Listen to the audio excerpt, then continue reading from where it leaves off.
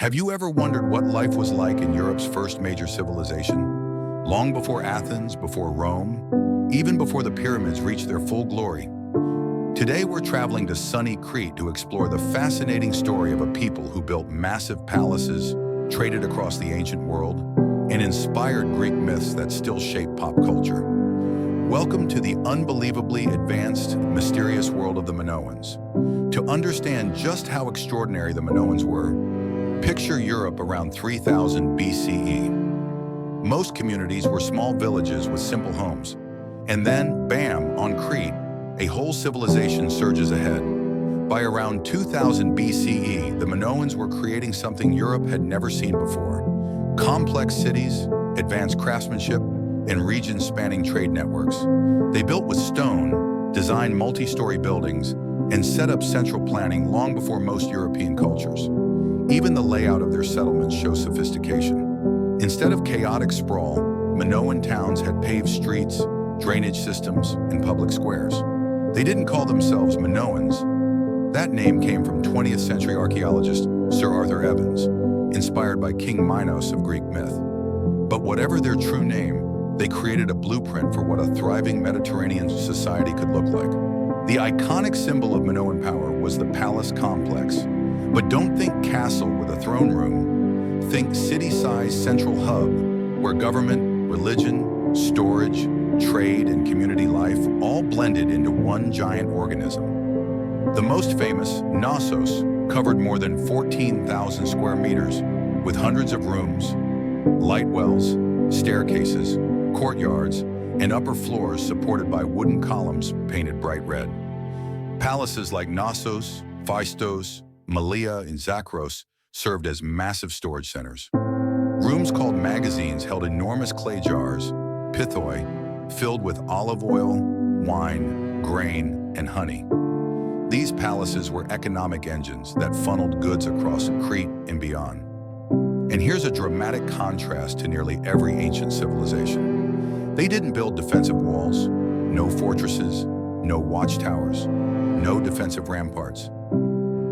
Daily life on Crete looks surprisingly comfortable, almost idyllic, especially for the Bronze Age. The island's mild climate and fertile soil supported vineyards, orchards, and grazing animals. Minoan craftsmanship reached elite levels.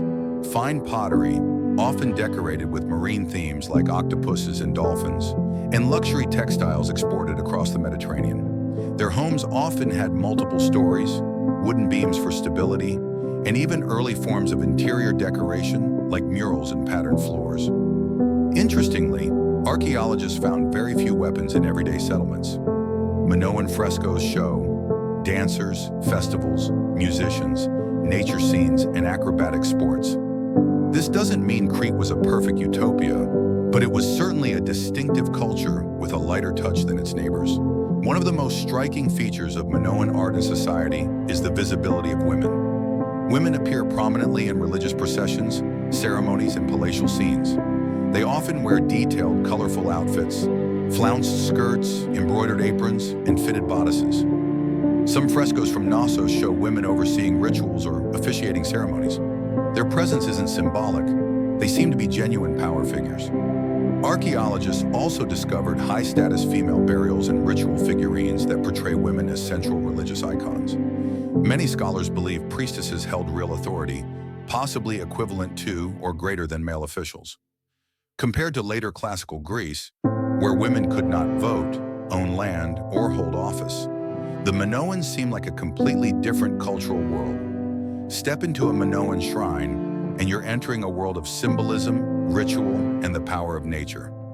Although we can't read their main writing system, we do have thousands of ritual artifacts.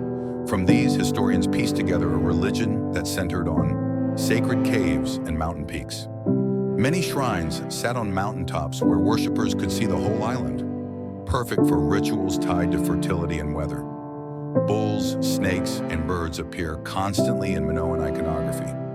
Snakes likely represented renewal or protection, while bulls symbolize strength and vitality. A central goddess figure, often called the mother goddess or snake goddess, she appears as the protector of households, nature, and fertility. Ritual rooms and lustral basins, Palaces contain curious rooms with steps leading down into small sunken spaces, possibly used for purification or initiation ceremonies. Everything about Minoan religion feels theatrical, filled with music, movement, dances, and public processions. This wasn't a quiet, austere belief system. It was vivid, emotional, and community-centered. Now for one of the most iconic and baffling Minoan traditions, bull leaping. Frescoes show athletes sprinting toward a charging bull, grabbing its horns, vaulting into the air, and flipping gracefully over the animal's back. Regardless of its purpose, bull leaping highlights the deep symbolic importance of bulls and the Minoans' willingness to push physical boundaries in dramatic ways. If the Minoans had a superpower, it was maritime trade. Their ships were fast, long, and beautifully built. Some may have held up to 50 oarsmen. They traded throughout the Aegean to Cyprus, Egypt, the Levant, and possibly even Sicily and Iberia. This trade network created wealth that fueled palatial expansion, bronze production, fine art, and a thriving middle class. Evidence of Minoan influence, pottery styles, fresco techniques, religious symbols, appears on dozens of islands. Every great civilization faces a turning point, and the Minoans' decline is one of the most puzzling in ancient history. Around 1600 BCE, the volcano on Thera, Santorini, erupted with catastrophic force, one of the largest eruptions in human history. The explosion flattened parts of the island, sent tsunamis racing across the Aegean, and likely devastated northern Crete. But the Minoans survived this. They rebuilt. Life continued. Yet over the next centuries, civilization weakened. Earthquakes repeatedly struck Crete, fires damaged palaces, and trade networks shifted. Eventually, the Mycenaean Greeks from the mainland took over key sites, including Knossos. The final end came around 1200 BCE during the widespread Bronze Age collapse that toppled kingdoms from Anatolia to Egypt. The Minoans disappeared as a distinct culture, but their influence lived on through the Greeks who followed them. Even though the Minoans vanished, their legacy echoes through history. Greek myths, from Zeus as a bull to the Minotaur, are rooted in Minoan imagery.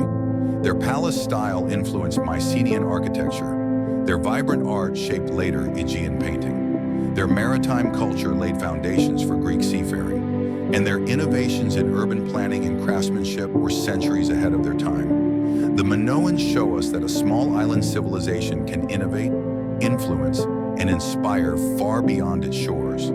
Their world was colorful, dynamic, connected, and full of mysteries we're still trying to unravel today. So what do you think? Were the Minoans peaceful geniuses, daring athletes, or masters of the sea? Or all of the above? Thanks for watching, and I'll see you in the next one.